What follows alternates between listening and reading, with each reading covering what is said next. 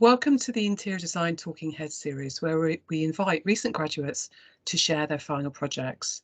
These short interviews aim to give an insight into the wonderful world of interior design and the type of project that can be developed while studying on the course at Falmouth. With me today is Ashley, who has specialised in interior architecture. Ashley, please tell us about your amazing final project.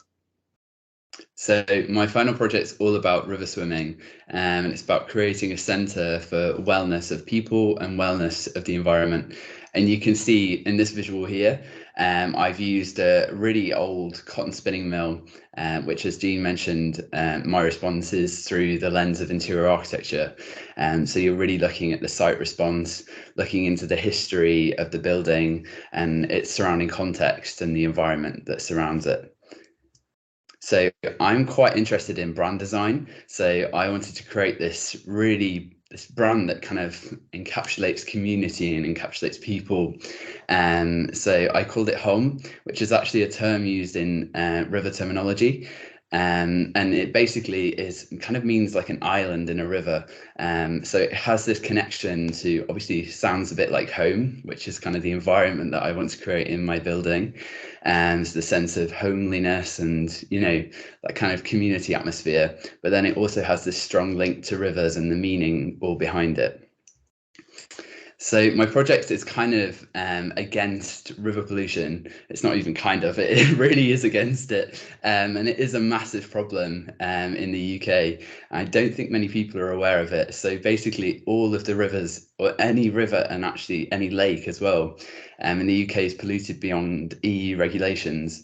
And not many people know about it. So basically my project is to kind of bring awareness of that and to kind of create almost a community that rises up against these kind of big commercial companies that are kind of polluting our rivers really, and that we can protect it, and kind of through using the river and swimming in the river that we can clean it up at the same time and improve the local environment. So that's what my project's all about. And then this brief page kind of goes all over that.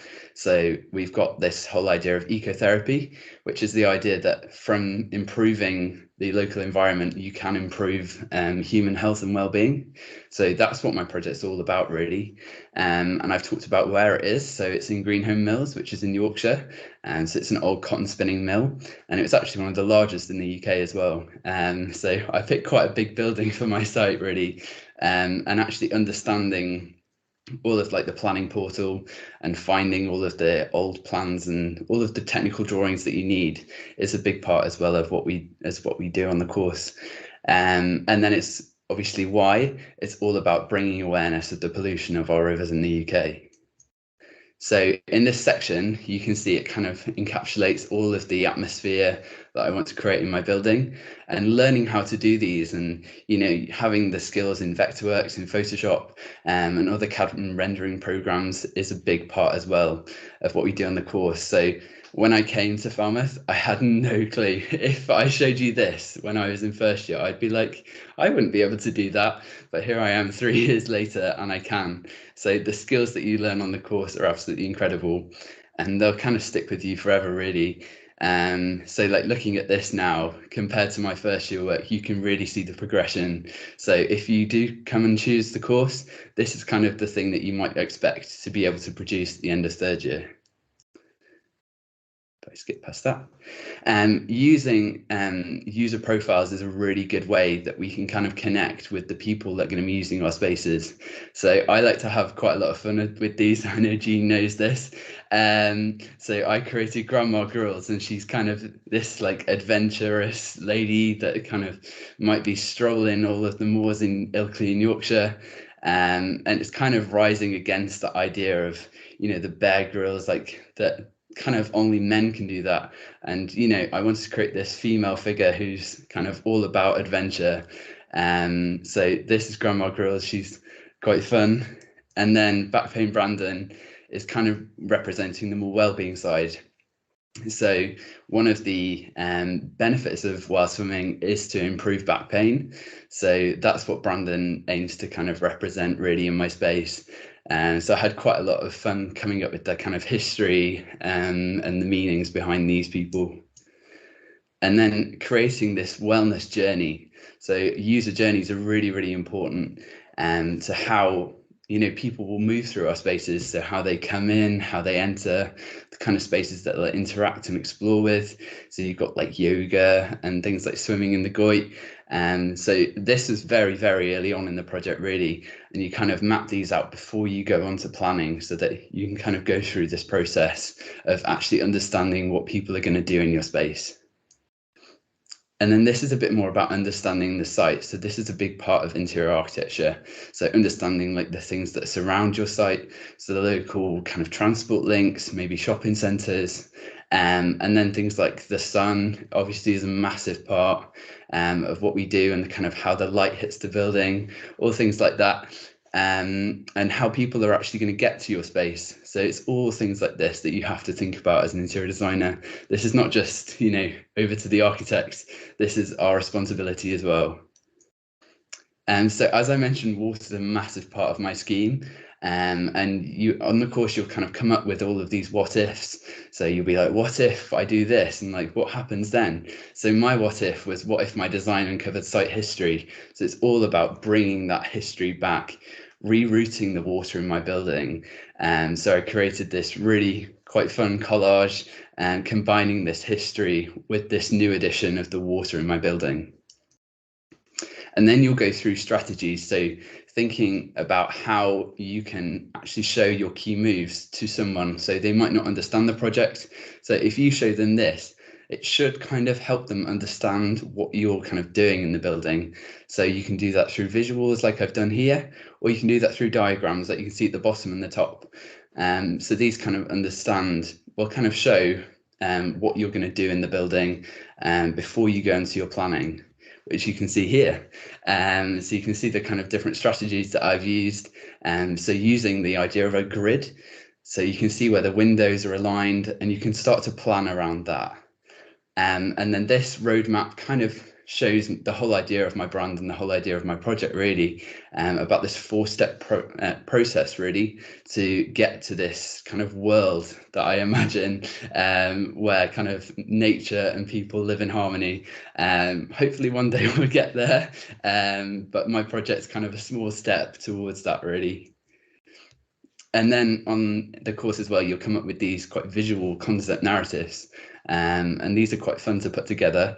They're almost like a mood board, really, but you're combining kind of your inspirations. So the kind of projects that may have already been done. So you'll look at that. You'll kind of look at imagery that might influence your materiality, or the kind of look and feel that you want to create in the building. And then you've got your plans here. So I had 3 floors in my building. So my ground floor was all about socializing. So I had this cafe and this open, we call them voids in interior design. So they're kind of the spaces, you might have seen them in big buildings before, where you can look down and all of the floors are almost cut away. So that was over this Goit, like river channel that I had in the middle. So as you saw in the section earlier, people can kind of look down and be like, oh, look at them swimming there. So that was kind of a central element, really, in my building. And then everything kind of comes away from that. So you can see it kind of stays the same as we go into the first floor, which is all about learning. So I had classrooms for, school children to come and visit, or there's like a lecture hall where, local communities can kind of come together to understand more about the river. And then on the ground floor, this is where the kind of fun happens, really. And it's all about water. It's all about swimming. So you can see the placement of all the rooms are kind of related to where the windows are aligned.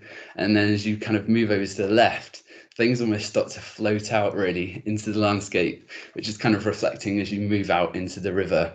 Everything gets a bit wavy and kind of starts flowing a bit more. And then this is kind of the last slide, really, just going into technical design. So that is a big part of what we do as interior designers. We kind of have to think about how things are made, how things are specified. It's also really important when you're like on site, if you're working on a real life project, for people who are building this, they can actually understand what you have in your head. And this is an important step from getting in your head to actually making it real life. So this is a technical section that kind of explores all of the details, like the little nitty-gritty things in my building, and to kind of make it real. But yeah, that's my project. Brilliant. Thank you so much, Ashley.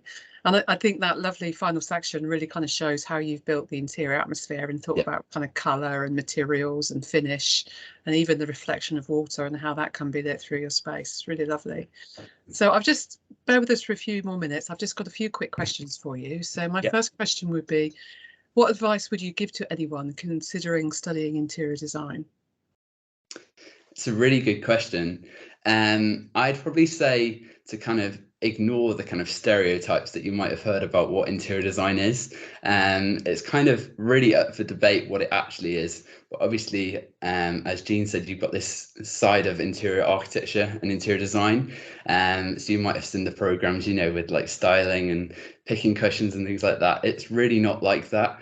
And I think the most important thing is when you're coming on the course, keep an open mind, because I know when I joined, I was very much, I'm going to be an interior designer, I'm going to be a stylist, I'm going to, you know, design rooms and things like that. And now here I am designing massive big projects and going down the pathway of interior architecture. So I think it's really important to keep open-minded and be open to learn new things. And I think that's when you'll progress the most. Absolutely. I think that's brilliant advice. Thanks, Ashley. My final question would be, what did you enjoy most about your time at Falmouth University?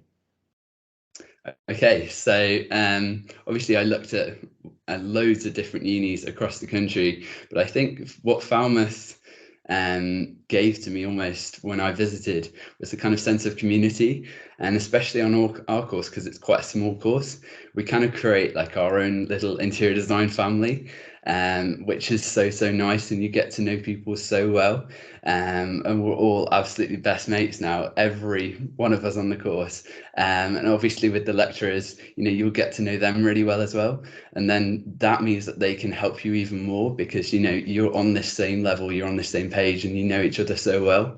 And I think that really helps us progress as designers, and I think making connections as well. So you're going to come away from Falmouth knowing so many people with so many different skills, and now I know, like, I can go to them for this. If I know a textile designer, I can go to them if I ever do anything with textiles. So, you know, all of these connections coming away from Falmouth, it's been an absolutely incredible experience.